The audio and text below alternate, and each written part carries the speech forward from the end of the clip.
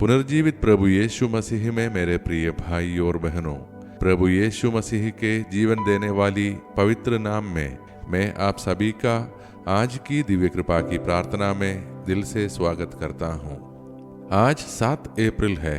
Easter के बाद का यह दूसरा दिन है। 2 दिन पहले हमने पूरे आनंद के साथ घोषणा की, वह जी उठा है। लेकिन आज का दृश्य थोड़ा अलग है। आज हम भी उसी जगह खड़े हैं जहां मरियम मगदलीनी खड़ी थी, एक कब्र के बाहर, आंसुओं के साथ, सवालों के साथ। आज का प्रश्न यह है, जब हम प्रभु को नहीं पहचान पाते तब हम क्या करते हैं? क्योंकि कई बार हमारे जीवन में भी ऐसा होता है। हम रोते हैं, हम खोजते हैं, लेकिन हम पहचान नहीं पाते कि प्रभु हमारे पास ही खड़ा है। ईस्टर का संदेश केवल यह नहीं है कि यीशु जी उठा, बल्कि यह भी है कि वह आज भी हमें अपने नाम से बुलाता है। और जब वह हमें पुकारता है तो सब कुछ बदल जाता है। मैं आप सभी का हृदय से धन्यवाद करता हूँ जो इस दिव्य कृपा की प्रार्थना में रोजाना जुड़ते हैं, इसे अपने जीवन के लिए कृपाएं प्राप्त करते हैं, इसे अपने प्रियजनों के साथ साझा करते हैं और उनके जीवन में आशीष का कारण बनते हैं। ईश्वर आपको इसके लिए भरपूर आशीष दे। आइए अब हम हमारा आज का मनन का वचन संत योहन का सुसमाचार से सुने। अध्याय 20 पद संख्या 11 से 18। मरियम मगदलीनी कब्र के बाहर रो रही थी। वह झुककर कब्र में देखती है और 2 स्वर्गदूतों को देखती है। फिर वह पीछे मुड़ती है और यीशु को खड़ा देखती है, लेकिन पहचान नहीं पाती। यीशु उससे पूछता है, हे नारी, तू क्यों रोती है? किसे ढूंढती है? मरियम सोचती है कि वह माली है। तब यीशु उससे उसके नाम से पुकारता है, मरियम। और उसी क्षण वह पहचान जाती है, रब्बूनी अर्थात हे गुरु। यीशु उससे कहता है, जाकर मेरे भाइयों से कह। और मरियम जाती है और घोषणा करती है, मैंने प्रभु को देखा है। मेरे प्रिय भाई और बहनों, आज का यह वचन बहुत ही व्यक्तिगत और गहरा है। मरियम रो रही थी क्योंकि उसे लगा कि सब कुछ समाप्त हो गया है। वह यीशु के बहुत पास थी, फिर भी उसे पहचान नहीं पाई। क्या यह हमारे जीवन की सच्चाई नहीं है? जब हम दर्द में होते हैं, हम सोचते हैं कि प्रभु दूर है। जब हम निराश होते हैं, हम सोचते हैं कि सब खत्म हो गया है। लेकिन सच्चाई यह है, यीशु हमारे सबसे कठिन क्षणों में भी हमारे पास खड़ा होता है। मरियम ने यीशु को तब तक नहीं पहचाना जब तक उसने उसका नाम नहीं सुना। प्रिय भाई और बहनों, ईस्टर का सबसे सुंदर संदेश यही है, प्रभु हमें भी हमारे नाम से बुलाता है।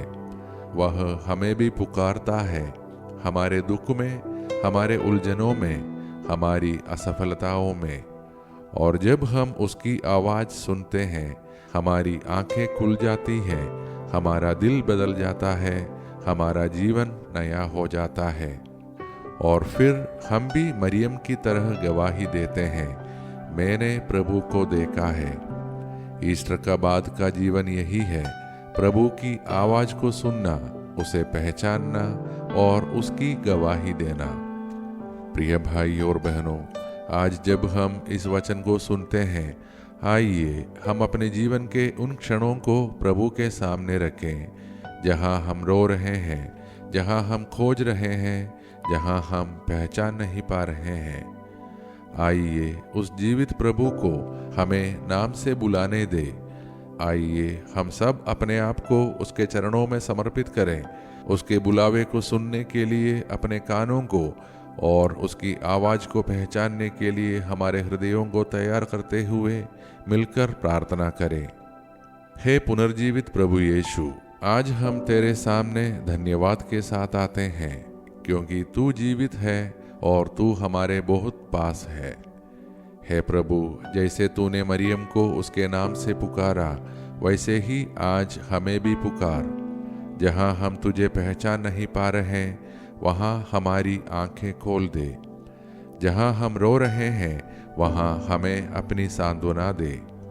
जहाँ हम टूटे हुए हैं वहाँ हमें अपनी उपस्थिति का अनुभव करा।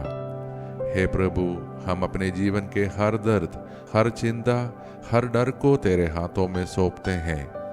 हमें यह विश्वास दे कि तू हमारे पास ही खड़ा है, तू हमें कभी नहीं छोड़ता।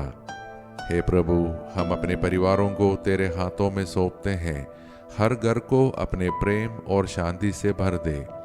जहाँ तनाव है वहाँ शांति ला, जहाँ दूरी है वहाँ एकता ला, जहाँ ठंडापन है वहाँ प्रेम ला। हे प्रभु, हम अपने बच्चों के लिए प्रार्थना करते हैं। उनके जीवन को तेरे हाथों में सौंपते हैं। उन्हें सही मार्ग पर चला और वे जहाँ भी हैं उनकी रक्षा कर और उन्हें ऐसा हृदय दे जो तुझे पहचान सके। हे प्रभु, हम उन लोगों के लिए प्रार्थना करते हैं जो आज दुख, अकेलापन या निराशा में हैं, विशेषकर वे जो अपने जीवन में खाली कब्र के सामने खड़े हैं। हे प्रभु, उन्हें यह अनुभव करा कि तू उनके पास खड़ा है, तू उन्हें नाम से बुला रहा है। हे प्रभु, हम बीमार लोगों के लिए प्रार्थना करते हैं। जो शरीर से बीमार है उन्हें चंगा कर, जो मन से परेशान है उन्हें शांति दे, जो आत्मा से थके हुए हैं उन्हें नई शक्ति दे। हे प्रभु, अपने पुनरुत्थान की सामर्थ्य से हर जीवन में नया जीवन भर दे। हे प्रभु, हमें हर पाप, हर दुर्घटना और हर बुराई से बचा। हमें अचानक और असामयिक मृत्यु से सुरक्षित रख। हे प्रभु, हम अपने देश और पूरे विश्व के शासकों, अधिकारियों और नेताओं को तेरे हाथों में सौंपते हैं। उन्हें बुद्धि दे, उन्हें न्याय और सत्य के मार्ग पर चला। जहाँ युद्ध है वहाँ शांति ला, जहाँ घृणा है वहाँ प्रेम ला, जहाँ विभाजन है वहाँ एकता ला। हे प्रभु, पूरे विश्व में शांति और भाईचारा स्थापित कर और सबसे बढ़कर हमें यह अनुग्रह दे कि हम तुझे पहचान सके, तेरी आवाज सुन सके और तेरी गवाही दे सकें।